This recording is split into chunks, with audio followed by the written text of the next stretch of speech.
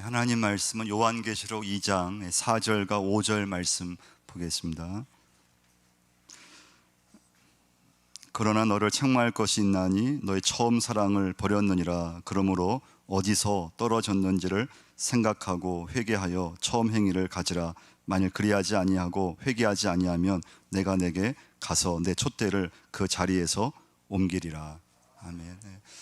오늘은 우리 교회 창립 40주년 이제 기념 세미나 겸 말씀 집회로 우리 정병준 목사님을 저희 초대를 했습니다. 우리 목사님은 지난주 강고 드린 대로 장로의 신학대학교를 해서 공부하시고 또 미국과 호주에서 또 학위를 이렇게 받으시고 현재는 서울 장신대학교 교회사 교수님으로 계시고요. 우리 교단을 대표해서 한국교회와 세계교회 여러 모임에서 굉장히 이렇게 활발하게 이렇게 사역하시고 일하시고 또 교수로서 신학자로서 이렇게 활동하시는 귀한 우리 목사님이시고 또 교수님이신데 오늘 저희 교회에 오셔서 여러분과 저에게 또 우리 교회에게 하나님께서 귀한 말씀을 주실 줄 믿습니다. 여러분 집중해서 이 귀한 시간 말씀을 잘 들을 수 있기를 바랍니다.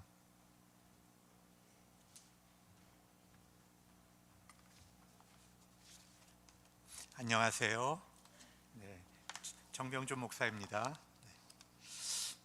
용상제일교회 40주년 축하드리고 제가 말씀을 준비하면서 한국 교회에 이제 처음 한국 교회가 부흥할 때에 가졌던 하나님을 향한 사랑 이런 것을 우리가 이제 어떻게 다시 회복할 수 있을까 생각하면서 역사 속에 나타났던 우리 중요한 경험들을 우리 교우들과 함께 이제 나눌 수 있었으면 좋겠어요.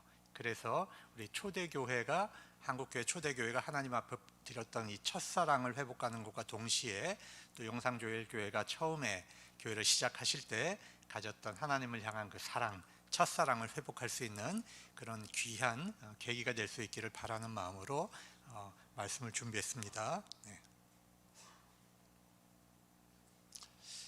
네. 한국교회사를 제가 공부하다 보니까요, 초기에 해방 이전까지 우리 초창기에 한국교회가 가졌던 사랑이 있는데 한 7가지 굉장히 중요한 전통이 있습니다. 첫 번째가 한국교회는 장로교회는 성경을 사랑하는 교회였고요. 두 번째는 아주 자발적으로 복음을 수용해서 전파하는 그런 교회였습니다. 아직 아닙니다. 세 번째는 교회가 연합정신이 굉장히 강한 교회였고요. 네 번째가 한국교회는 굉장히 복음적으로 성령 충만하고 뜨거운 교회였습니다. 다섯 번째 특징은 선교하는 교회입니다. 여섯 번째는 우리 민족을 위해서 애국하는 교회였고요. 그래서 일제시대 때 많은 독립투사들이 교회에서 나왔습니다. 일곱 번째는 민족의 고통에 십자가를 지고 봉사하는 교회였습니다. 이 7가지가 우리 한국교회가 초대교회에 하나님 앞에 드렸던 첫사랑입니다. 이걸 오늘날 우리가 회복할 수 있다면 하나님께서 촛대를 옮기시지 않겠다 그러시잖아요. 우리가 이 사랑을 회복하지 못하면 하나님께서 이 촛대를 옮기실 수 있다는 것을 우리가 기억을 해야 됩니다.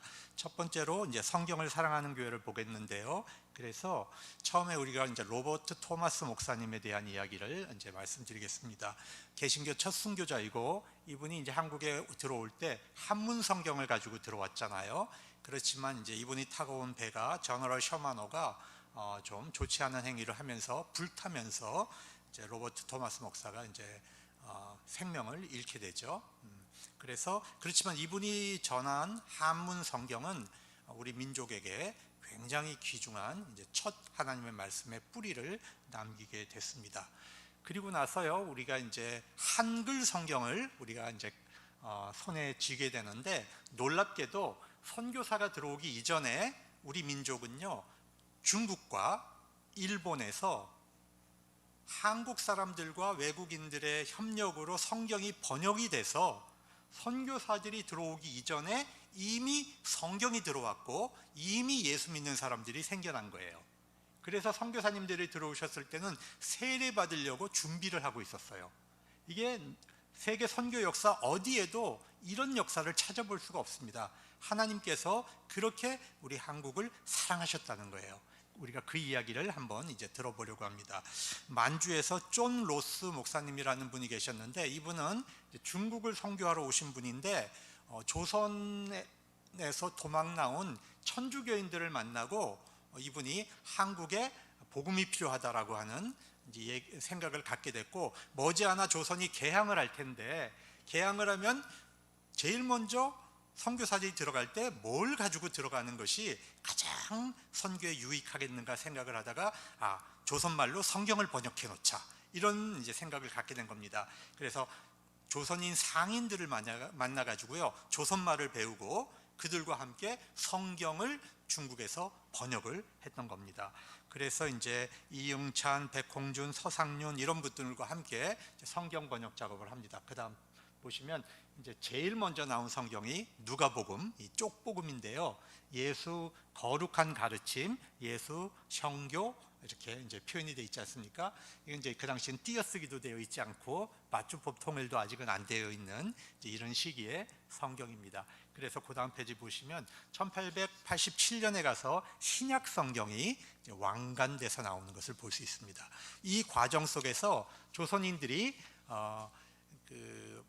존 로스 목사에게 한글도 가르치고 이분에게 성경을 배우고 이러면서 예수 믿는 사람이 막 생겨나기 시작한 거예요. 그래서 조선에 들어오기 전에 먼저 중국 땅에서 이미 예수 믿는 사람이 생겼어요. 그래서 그 다음 페이지 보시면 그 만주 우장이라고 하는 곳에서 성경 번역에 참여했던 4분의 한국 사람이 먼저 세례를 받는 사건이 일어나는 거예요. 1879년입니다. 여러분, 최초로 들어온 알렌이 들어온 해가 1884년이에요. 그죠?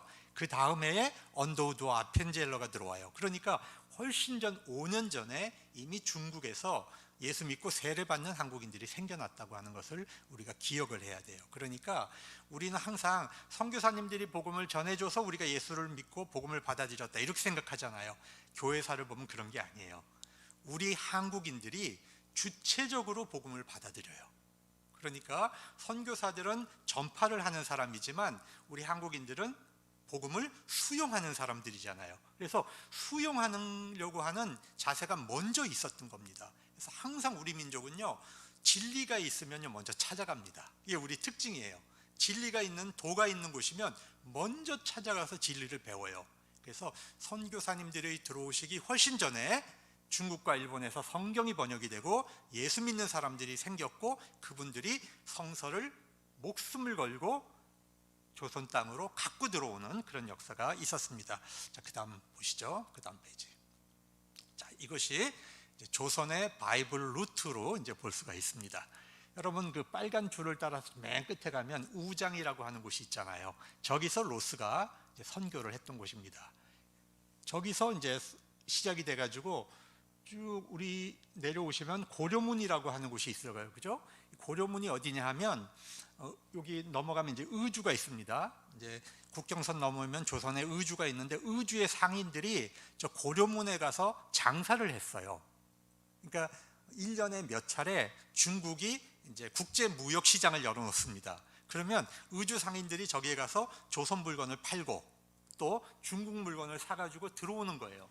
그러니까 우리 조선 사람들은 인삼도 갖다 팔고 한지도 갖다 팔고 막 이제 그런 거죠.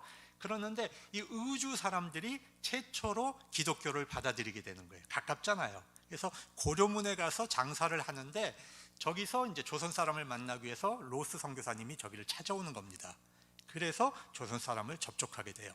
그래서 이 의주의 상인들이 예수를 믿고 자, 성경을 가지고 들어옵니다. 그래서 의주에 신앙 공동체가 만들어지고, 더 밑으로 내려오면 이제 평양이 있잖아요. 그렇죠? 평양에도 복음이 전파되고, 자, 조금 더 내려와서 왼쪽으로 가면 소래라고 하는 곳이 있습니다. 황해도. 저 소래에 우리 조선 최초의 교회가 생깁니다. 소래 교회가 1884년에 생기고요. 쭉 내려오면 이제 서울이잖아요. 그죠? 저기까지 이제 가지고 들어오는데, 저 서울까지 이제 성서를 가지고 들어오는 사람이 서상륜 선생님이라는 분이에요. 이분이 이제 세문안교회도 언더우드와 함께 세문안교회를 세우는데, 원래는 이제 홍삼을 팔던 장사치입니다. 아주 그 욕심 많은 장사치였어요.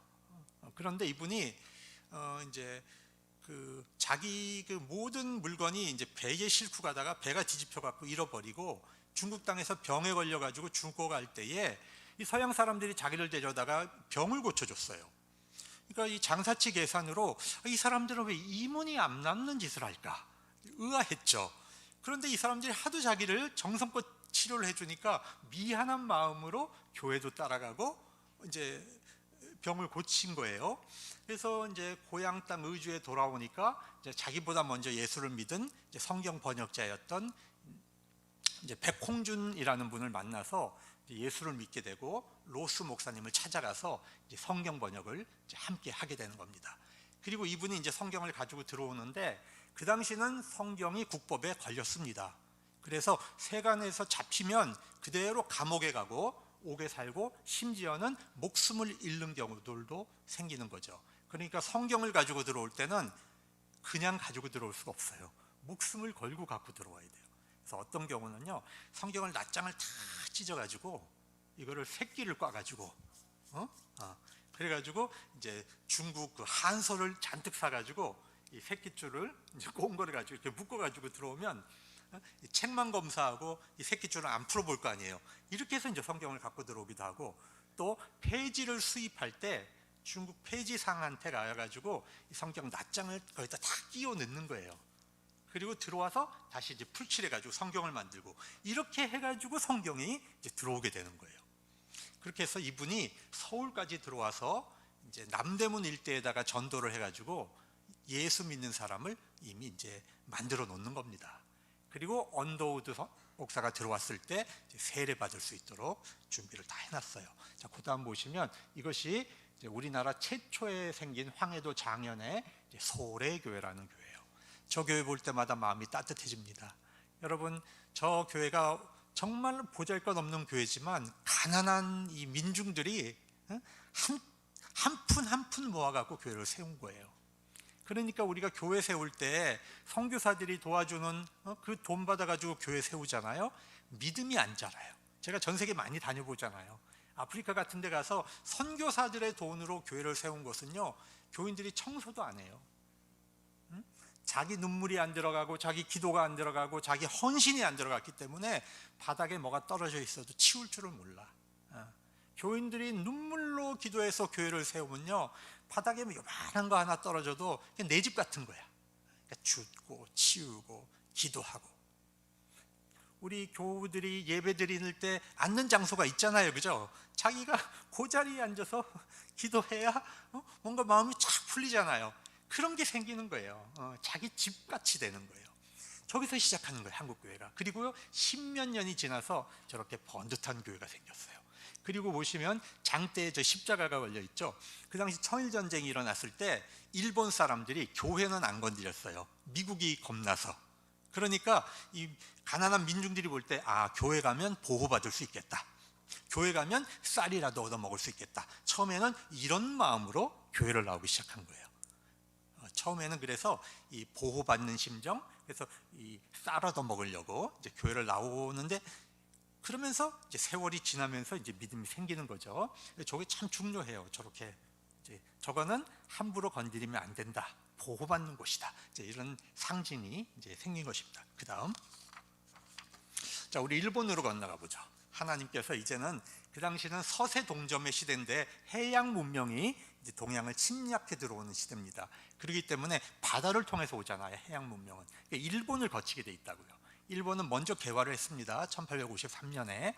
그러니까 일본에 우리나라에 이제 그 선비 한 사람이 이수정이라는 분이 이제 거기 가서 농학을 공부하다가 농학자인 쯔다센 박사를 만나서 이제 공부를 하게 되는데, 이 쯔다센 박사가 아주 신앙이 좋은 분이에요. 그 다음 페이지 넘어가세요. 신앙이 좋아갖고 이분에게 감화를 받아갖고 성경을 읽다가 7개월 만에 이 선비가 세례를 받고 예수를 믿기 시작하는 거예요. 그래서 이분이 세 가지 중요한 일을 했는데, 이수정 선생이 첫 번째로는 마가복음을 한글로 번역하는 거예요.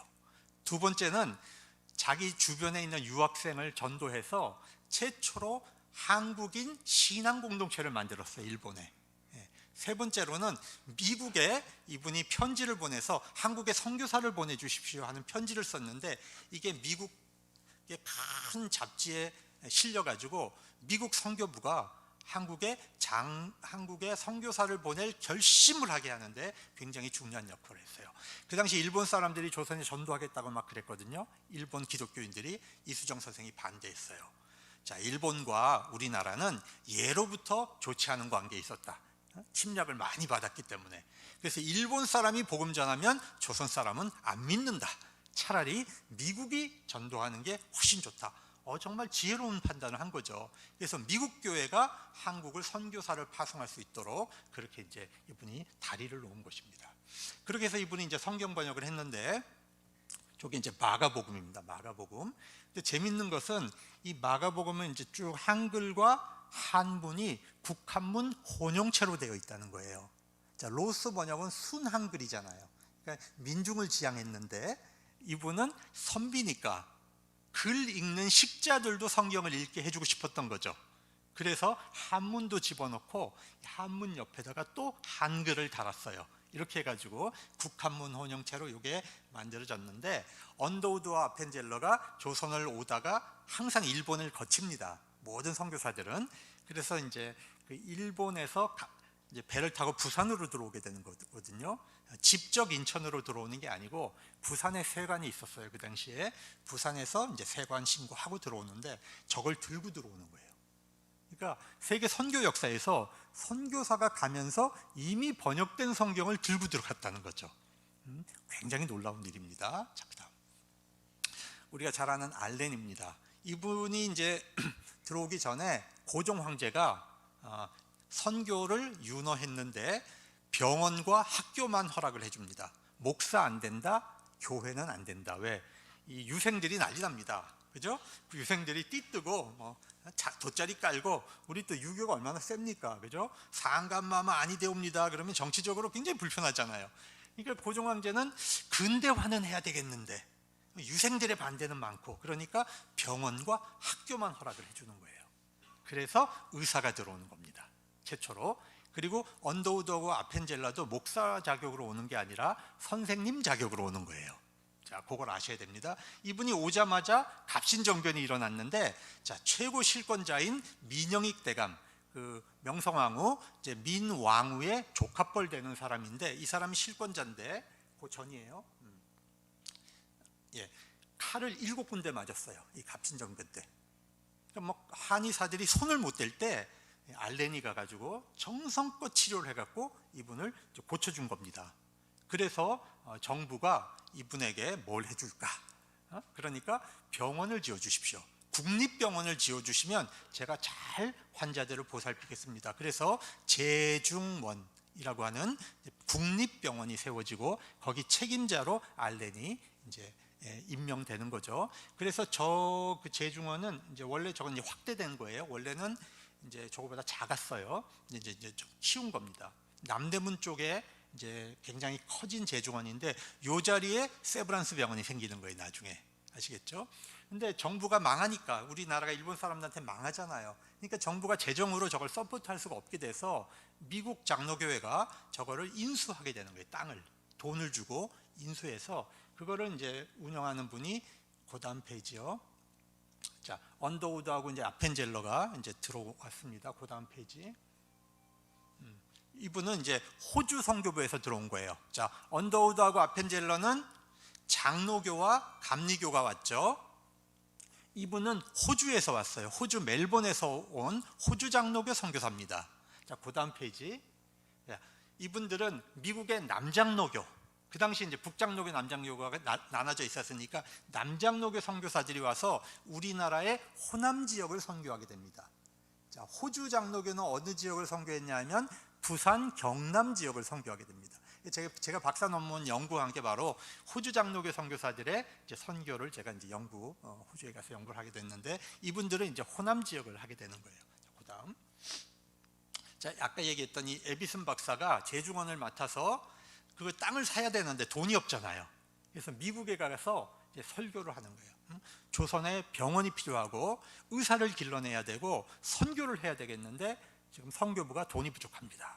그래서 석유 재벌이었던 이 세브란스라고 하는 분에게 이제 이분이 감동을 먹어요. 이 그 에비슨 박사의 설교를 듣고 감동을 먹어가지고 5,000불. 그 당시에 굉장히 큰 돈이에요. 이 15,000불에 헌금을 해서 이 돈을 가지고 그 남대문 일대에 땅을 사가지고 거기에 세브란스 병원을 세우는 거죠. 그래서 이분의 이름을 따서 이 세브란스 병원이 되는 거예요. 근데 이제 이게 아무튼 1904년에 찍은 건데 6.25 전쟁 때 이제 폭격으로 이 건물은 이제 다 내려앉게 되죠. 그래서 여러분 연희 전문의 연과 세브란스의 세자를 합쳐서 연세대학교가 세워지는 것입니다. 아시겠죠? 연세대학교 그 병원이 유명한데 그것이 이제 세브란스가 이제 연세대학교하고 합쳐지는 거예요. 연희하고 세브란스가. 자, 이것은 이제 언더우드가 처음 들어와서 학교를 세우려고 하니까 뭐 누가 외국인에게 자기 자식을 보냅니까? 잡아먹을지도 모르는데. 그러니까 아무도 안 보내요. 그러니까 이분이 길에 버려진 고아들을 데려다가 고아원을 운영해서 키우다 보니까 애들이 자라니까 가르쳐야 되잖아요. 그래서 자연스럽게 고아원에서 학교가 생기는 겁니다. 그래서 이게 이제 우리 장로교 산하의 이제 경신중고등학교로 나중에 발전하는데 거기서 자란 아이들을 또 공부시켜야 되잖아요. 대학을 시켜야 되니까 그래서 연희 전문을 또 만드는 거죠. 이렇게 해서 이제 학교가 발전하는 거고 감리교에서는 여성들에 대한 관심이 많았어요. 그래서 이제 스크랜튼 대부인이 이화 학당을 세워서 이제 훗날 저것이 이제 이화 여자대학교로 발전하게 되죠. 그다음 보시면 자 평양에 이제 숭실학교가 생겼는데 이제 이게 지금 이제 숭실대학교가 되는 이제 학교죠. 이렇게 이제 근대 교육, 병원과 교육을 이제 우리 기독교가 초대 한국교회가 발전시켰다는 거예요. 우리나라의 근간을 이루는 근대화의 뿌리를 놓았다는 겁니다. 자, 저것이 1911년에 우리가 이제 최초로 신구약 성경이 합본이 번역이 돼서 나오는 거예요. 자, 그러니까 저거 신약이 번역된 게 구주광생 1900년이잖아요. 그죠? 그러니까 저 때는 아직 완전한 번역은 아니지만 보시면 대한광무로 돼 있죠. 그러니까 우리가 나라를 뺏기 전입니다. 근데 구약이 나온 거는 구주광생 191년이니까 우리가 나라를 뺏긴 직후예요. 그래서 보시면 대일본 명치 44년으로 돼 있잖아요. 이게 뭐가 중요한 거냐 하면요, 1910년에 우리가 나라를 뺏겨요, 일본 사람들한테. 근데 우리는 우리 백성들에게 한국어로 된 성서, 하나님의 말씀을 우리 민족 앞에 내놓았다는 겁니다. 이게 굉장히 중요한 거예요. 왜냐하면 여러분 한글, 세종대왕께서 한글을 창제한 이후로 이 유교에 의해서 한글은 항상 천한 언어로 그렇게 대접을 받았잖아요. 근데 교회에 의해서 우리 한글이 하나님의 말씀을 전하는 생명을 구하는 언어로 이제부터 승격되기 시작했다는 거예요. 이게 얼마나 중요한 의미를 갖는지 몰라요. 여러분 우리가 일본 사람들한테 나라 뺏기면 나라만 뺏깁니까? 글도 뺏기죠, 말도 뺏기죠, 역사도 뺏기죠, 정신도 뺏기죠, 혼도 뺏기잖아요 나중에. 그런데 우리가 교회에서만큼은 한글로 성경 읽고 한글로 설교하고 한글로 말씀 전하고 한글로 신앙 고백하니까 우리의 말과 언어와 글과 혼을 지키는 것이 바로 교회였다는 거죠. 그렇게 되면 너무나 자연스럽게 교회는 애국적인 교회가 되고 봉사하는 교회가 되는 것이죠. 그리고 우리는 하나님의 말씀을 읽지 않으면 우리는 살아갈 수 없는 사람이기 때문에 그 당시 문맹률이 얼마나 높았어요.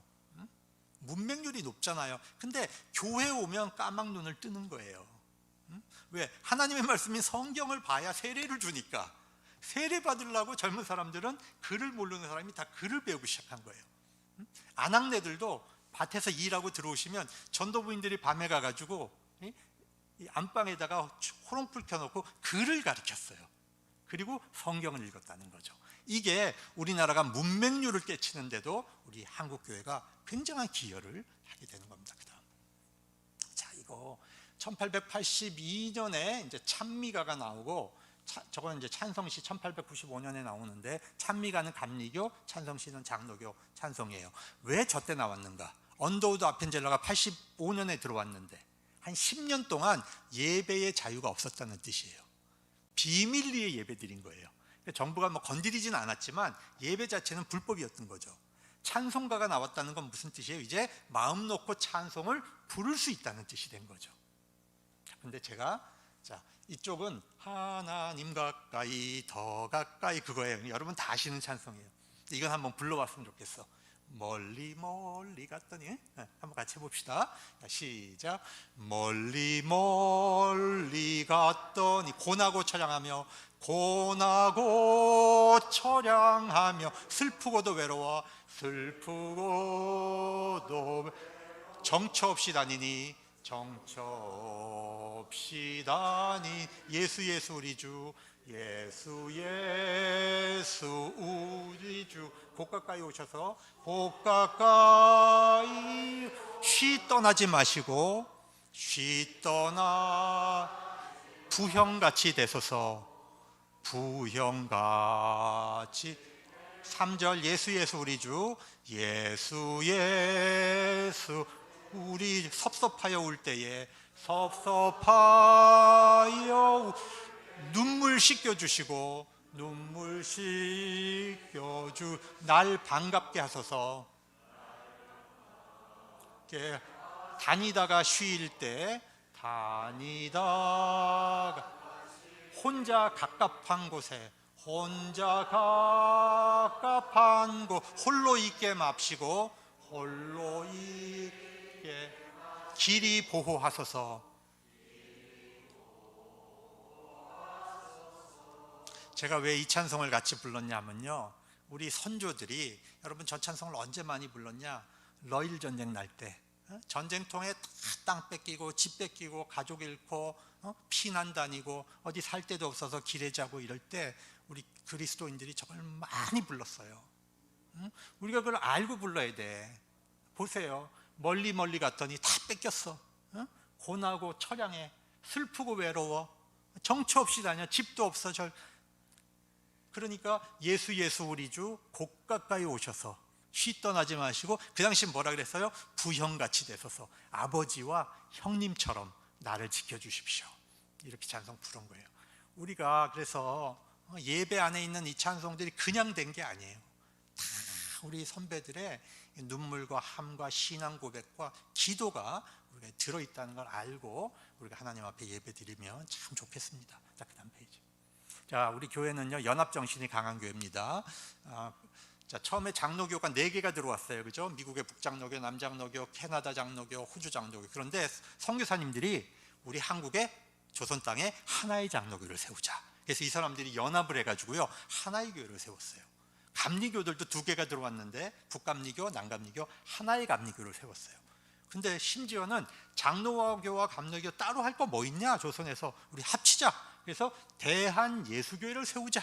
1905년에 그렇게 결정을 했는데, 자, 미국 본국교회가 아니 칼빈주의하고 웨슬리주의가 어떻게 같이 가냐, 반대. 그렇게 해서 한국에 하나된 교회를 못 세운 거예요. 사실은 근데 우리 한국 사람들은요 교회가 다 하나 되기를 원했던 거예요. 그래서 장로교와 감리교가 같이는 못 갔지만 찬송가 만들 때 같이 만들고 신문 만들 때 같이 만들고, 자, 그렇게 해서 연합 사업이 계속 같이 발전해 온 거예요. 그래서 우리가 교회를 분열하는 것은 1950년대 이후에 나온 거예요. 그전에는 교회가 하나였다는 것을 우리가 알고 교회가 하나 되는 일에 힘써야 됩니다. 자, 그 다음에 YMCA는 왜 만들었느냐? 아니, 양반들은 교회 안 갑니다. 양반들이 볼 때 교회는 저 아래 것들이 가는 거야. 그러니까 양반 청년들이 교회를 안 가니까 양반 청년들을 전도하기 위해서 처음엔 YMC가 만들어져 가지고, 이 YMC가 이제 근대 문화에 많이 기여했죠. 스포츠를 보급하고 우리나라의 뭐 사진 기술, 그림 기술, 목공 기술 이런 것도 다 이제 기여했습니다. 그 다음에 요거는 선교사들이 와가지고 싸우지 않으려고 선교사들끼리 지역을 분할해서 선교했어요. 그래서 저 함경도 지역은 캐나다 사람들이 가서 했어요. 제일 추운 곳에서 왔으니까 제일 추운 곳으로 가라, 이렇게 된 거죠. 그 다음에 북장로교하고 북감리교는 니들은 북쪽에서 왔으니까 저 황해도하고 평안도 가서 선교해라, 이렇게 결정한 겁니다. 자, 남장로교는 따뜻한 곳에 왔으니까 니네들은 호남 지역에 가서 선교해라. 자, 아까 말씀드렸듯이, 자, 그러면 요 안동, 경상북도 요 안동 땅은 미국 북장로교가 와서 선교를 하게 되는 겁니다. 경상북도는, 남쪽은 호주가 했고요. 그럼 이 중간에 강원도라든지 충청도 여기는 이제 감리교가 주로 이제 많이 선교를 하게 되는 겁니다. 이렇게 해서 서로 경쟁하지 않고 협력하려고 지역을 이제 분할했던 것도 알고 있으면 좋습니다. 자, 장로교 선교 정책은 세 가지예요. 첫 번째, 한국교회는 무조건 자전시킨다. 자전, 스스로 전도하는 교인을 만든다. 자, 한국교회는 스스로 자립하게 한다. 아무리 교인들이 돈이 없어도 목사님 교회를 건축하는 것과 담임 목사님을 섬기는 것은 교인들의 헌금으로 한다는 거예요. 죽을 먹으면 죽을 먹고, 밥을 먹으면 밥을 먹고, 콩을 먹으면 같이 콩을 먹고, 목사님은 아무튼 교회가 책임진다. 선교사들의 선교비로 교회를 짓거나 목회자들 사례비를 드리지 않았다는 거예요. 그래서 한국교회가 빨리 성장했고 한국교회가 헌금할 줄 아는 교회가 된 거예요. 굉장히 잘한 겁니다. 자, 이건 이제 언더우드가 와가지고 저기 이제 자기 집에서 예배를 드리기 시작해서 저기가 이제 세문안 교회가 발전하게 되는 겁니다. 자, 요건 아까 얘기했던 독립협회 운동은 우리나라의 그 기독교 선각자 서재필, 윤치호 이런 분들하고 그 다음에 정부의 개혁 관료들이 손을 잡고 독립협회 운동을 했는데 고종임금님이 오해를 했어요. 나를 몰아내려고 한다고. 그렇게 해가지고 독립협회를 탄압을 합니다. 그래서 저 지식인들이 전부 감옥을 갔는데 저 감옥 안에서 하나님이 놀랍게도 집단 개종을 시키셨어요. 감옥에서. 그래서 이 양반들이 감옥에서 예수를 믿고 다 바뀐 거예요. 여러분 제일 오른편에 있는 양반이 이제 이승만 박사입니다. 초대 대통령 되는 이승만 박사고, 저 앞줄에서 왼쪽에 오른쪽에서 두 번째 계시는 분이 이상재 선생님이에요. YMC 하셨던. 그래서 이분들이 감옥에서 풀려나와 가지고 전부 YMC 활동을 하게 되는 거예요. 아까 제가 말씀드렸죠. YMC가 양반 지식인을 위한 것이었다. 그래서 이분들이 이제 양반이 한국 교회 안으로 들어오는 굉장히 중요한 사건이 이제 이루어진 것입니다. 자, 넘어가죠. 자, 그러면 보세요. 가난한 민중들은 먹을 것이 없어서 찾아왔고, 양반들은 나라를 어떻게 구해볼까 하는 마음으로 예수를 믿었어요. 그런데 진짜 중요한 것은 뭐냐면 순수한 복음으로 예수를 믿은 게 아니라 다 목적이 다른 거예요. 하나는 얻어먹으려고 예수 믿는 거고, 하나는 나라 구하려고 예수 믿는 거예요. 그러니까 이제 뭐가 남았어요? 이분들이 성령 체험을 해야 진짜 예수쟁이가 되지 않겠어요? 하나님께서 1907년에 대부흥운동을 일으키시는 거예요. 그래서 민중들과 지식인들이 다 성령 체험을 하고 나서 지옥이 뭔지를 알았고, 죄가 뭔지를 알았고, 구원이 뭔지를 알았고, 하나님의 이 평화가 뭔지를 맛보게 되는 거죠. 만약에 저 사건이 없었으면 한국교회는 일제 시대를 견디지 못했을 거예요. 일제를 견디지 못하고 무너졌을 거예요. 근데 이 성령 체험을 하면서, 근데 이 성령 체험이 중요한 것은 이 우리가 지금 부흥회 그러면 막 기도하고 통성 기도하고 이런 걸로 생각하잖아요. 저 당시는요 사경회를 했어요. 말씀을 연구하는 모임이라는 거예요. 하나님의 말씀을 연구하고 저녁에 집회를 갔는데, 거기서 성령이 막 들어오니까 제일 먼저 사람들이 자기 안에 죄를 깨닫기 시작했어요. 전에는 그것이 죄인지를 몰랐어요. 그 죄의 내용을 보면 무시무시한 내용이 많은데, 재미있는 것은 내가 내 아내를 사랑하지 않은 죄를 회개합니다, 남자들이. 근데 그 당시 남자들 자기 아내 사랑 안 하는 거 죄 아니었어요. 유교 전통에서 다 첩두고 그러고 살았어요. 근데 성령이 들어가니까 아내를 사랑하지 않은 것이 죄구나 하는 걸 깨닫는 거예요. 그러니까 일반 사람들이 갖고 있는 윤리와 성령님이 가르쳐 주시는 죄의식은 다른 거예요.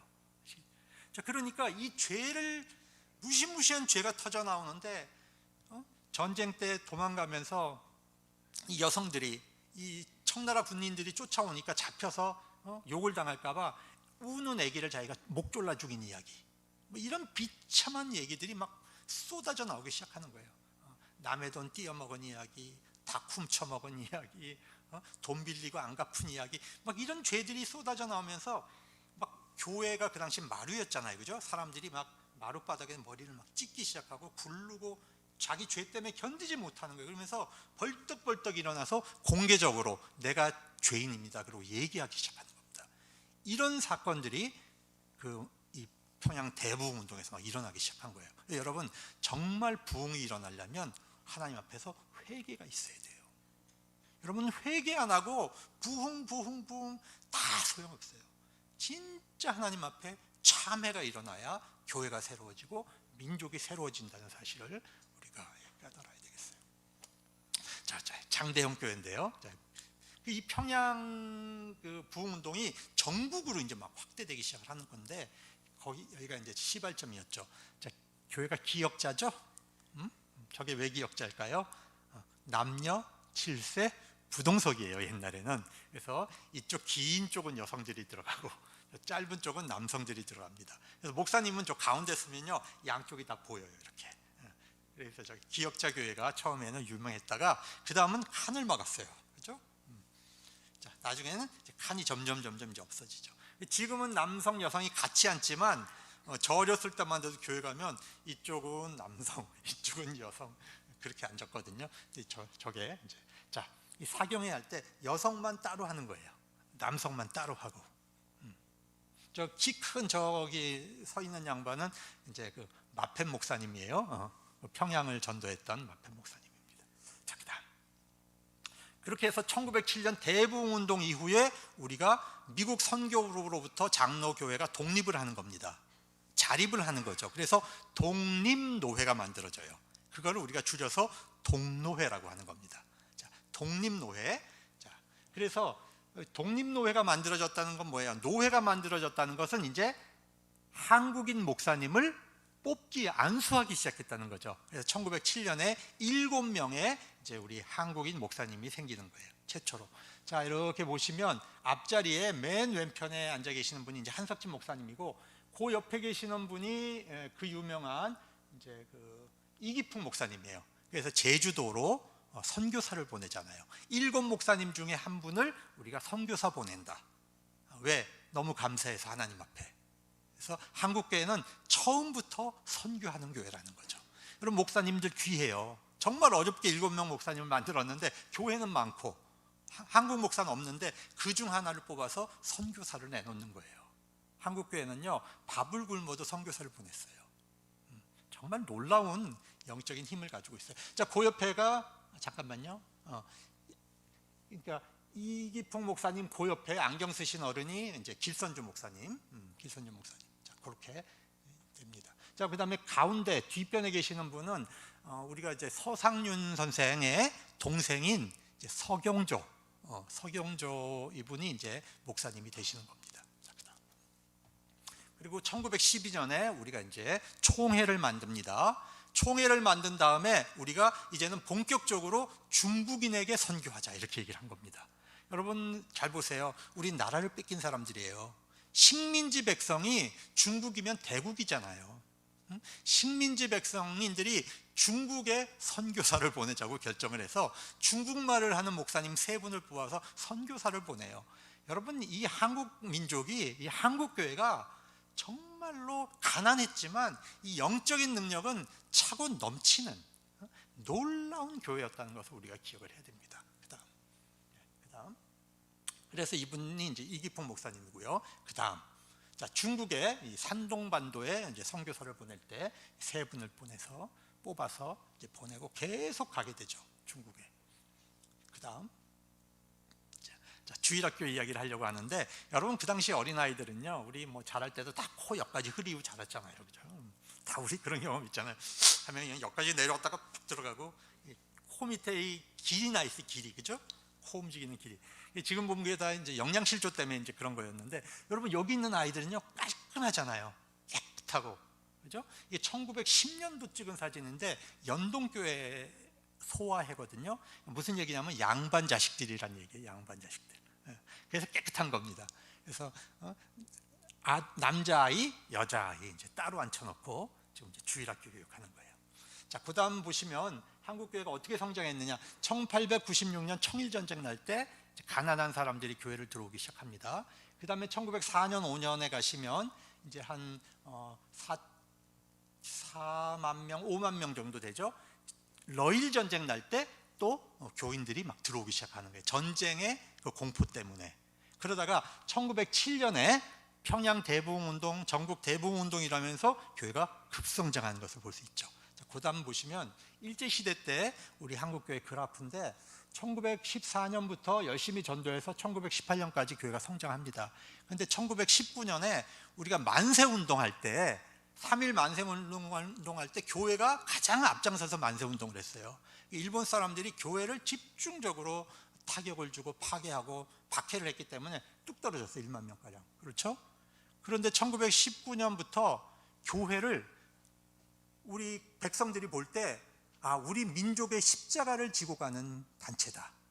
서양 종교가 아니라 교회는 우리 민족의 종교라고 인정을 하기 시작한 거예요. 왜?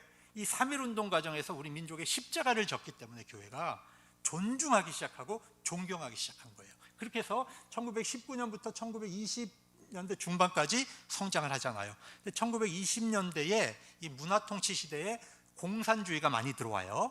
1925년에 이제 조선공산당이 생기잖아요. 그래서 청년들이 많이 빠져나가는 거예요. 왜냐하면 3.1운동 났을 때 미국이 좀 도와줄 줄 알았어. 근데 이 서양 사람들은 전부 일본하고 친했어요. 그 당시에 미국, 영국이 다 일본하고 친하니까 우리 민족의 젊은이들이 미국과 영국 기독교 국가에 대해서 등을 돌리기 시작했고, 이 러시아의 공산주의 혁명이 났잖아요. 혹시 그 사람들이 우리 민족 독립을 도와줄까 싶어가지고 이 공산주의로 젊은이들이 많이 빠져나가는 겁니다.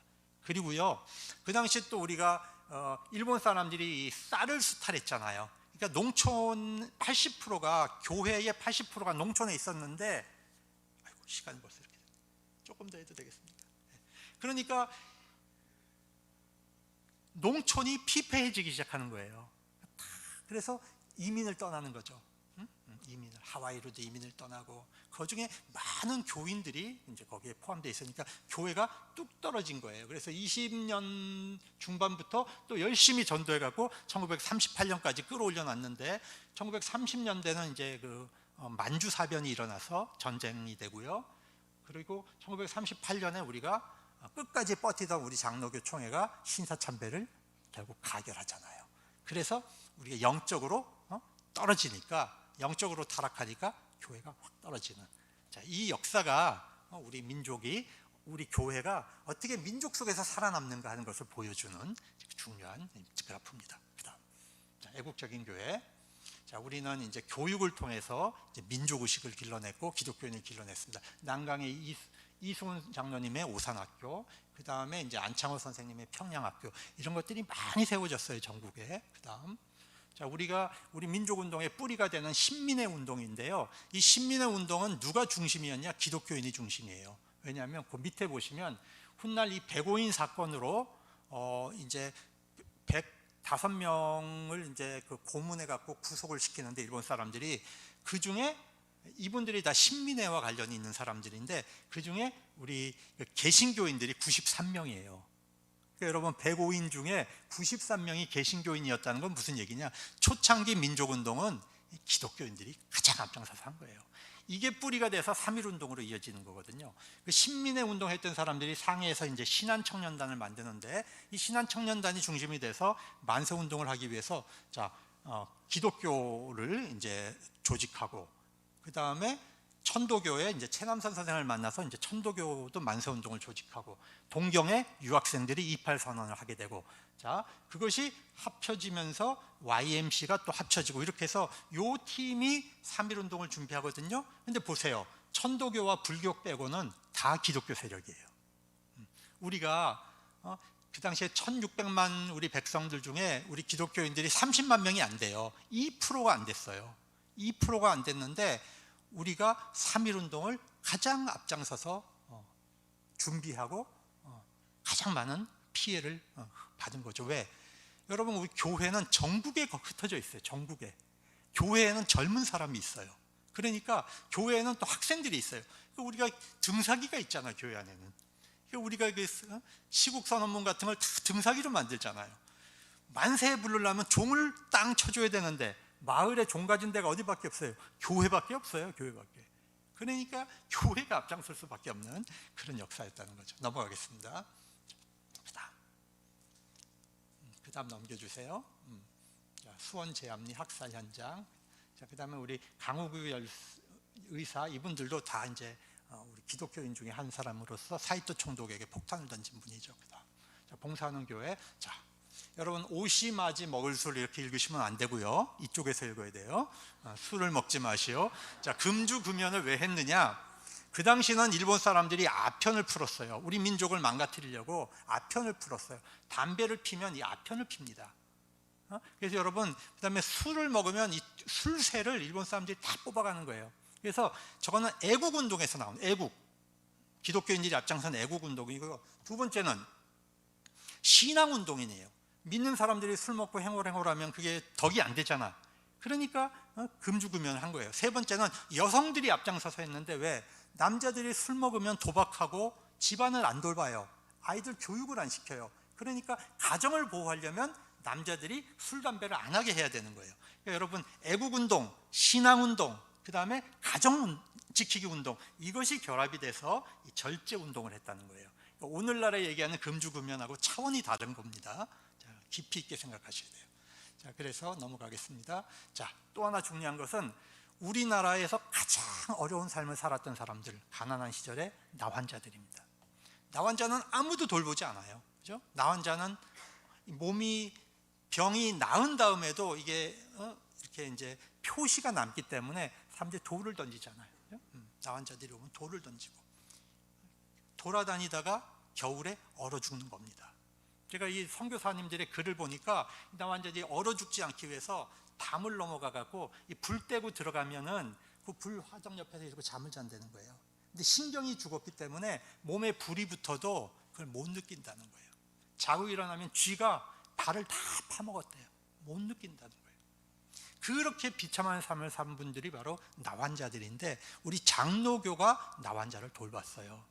자, 이 나병은 따뜻한 남쪽에서만 나거든요. 그러니까 순천 여수의 애양원, 남장로교 쪽에서 돌본 거죠. 그 다음에 부산의 감만동의 상해원, 호주 장로교 쪽에서 돌본 거죠. 대구의 애양원, 북장로교에서 돌본 거죠. 이 장로교를 중심으로 이 나환자들을 보살피는 시설을 만들어서 보살핀 거예요. 이 아주 대표적으로 봉사하는 이제 그런 교회죠. 손양원 목사님은 아시고, 자, 끝으로 이 남산 올라가는 돌계단인데, 여러분 뭐 가보신 분들 많겠죠. 저게 원래 신사 참배 시키려고 만든 겁니다. 저 자리가. 네. 많은 사람들이 모르고 있어요. 그러다가 우리가 끝까지 버텼는데, 저 신사 참배는 단순히 우상이 아니고요, 일본 사람들이 전쟁을 하기 위해서 우리 한국인의 모든 물자를 총동원해서 뺏어가려고 한 거예요. 그래서 정신을 통일시키기 위해서 이 신사참배를 시켜서 이 천황을 숭배하게 만드는 그런 사상을 갖게 한 겁니다. 그래서 이 교회가 이제 끝까지 저항을 하게 되는데, 그래서 저는 교회에서 총동원이라는 말을 쓰면 안 된다고 생각하는 사람이에요. 이 총동원은 일본 사람들이 우리 민족을 수탈하기 위해서 나중에 사람까지 동원해 가잖아요. 그죠? 정신대까지 동원해 가잖아요. 이걸 우리가 총동원주의 이런 걸 썼어요. 아주 마음 아파하는 사람이에요. 역사학자로서. 좀 그런 의식은 이제 깨내야 됩니다. 자, 그래 한국교회가 끝까지 버티다가 38년 장로교회가 이제 넘어가게 되죠. 그렇지만 하나님께서는 굴복하지 않은 바알에게 무릎을 꿇지 않는 사람을 항상 남겨놓죠. 옥중 성도들이 이제 신앙을 지켰던 겁니다. 그다음 끝으로 이제 마지막 장면인데요. 이제 히로시마와 나가사키에 이제 원자 폭탄이 떨어지면서 민족적 차원에서는 우리 해방을 앞당겼지만, 윤리적 차원에서 민간인에게 저렇게 이제 원폭을 하는 것이 옳았던가 하는 것도 우리가 한번 생각해 보겠지만, 또 끝으로는 신사참배한 민족에게 내려지는 무서운 하나님의 심판이었다라고 하는 것도 우리가 이제 또 한 측면에서 볼 수 있는 거죠. 저렇게 하나님께서는 우상 숭배에 대해서 하나님이 간과하시지 않는다는 것을 우리가 잘 깨달아야 됩니다. 끝으로 이제 정리하겠습니다. 초기 한국교회의 특징, 성경을 사랑하는 교회예요. 여러분, 우리 하나님 말씀 열심히 공부합시다. 예? 그래야 용상제일교회가 다시 부흥할 수 있을 것입니다. 두 번째, 우리 적극적으로 예수 믿으세요. 적극적으로, 아주 주체적으로 주인공이 돼서. 그다음에 세 번째, 연합정신, 옆에 있는 형제들 사랑하고 옆에 있는 교회와 협력하고 갈라지지 말고 화해하고, 그 다음에 우리가 성령의 뜨거움을 다 유지하도록 우리가 기도 생활, 놓치지 않아야 되고, 그 다음에 교회가 항상 선교의 그 문을 닫으면 안 돼요. 교회 어렵다고 선교의 문 닫으면 교회 문을 닫으세요, 하나님이. 그렇기 때문에 적으면 적은 대로, 많으면 많은 대로 항상 선교의 문을 열어놓는 교회가 되어야겠습니다. 그 다음에 우리 지역에 봉사하고 나라에 애국하는 그런 기회가 될 때 하나님께서 첫사랑을 기억해라, 처음 행위를 기억해서 회복해라, 우리가 이 말씀을 꼭 기억할 수 있었으면 좋겠습니다. 감사합니다.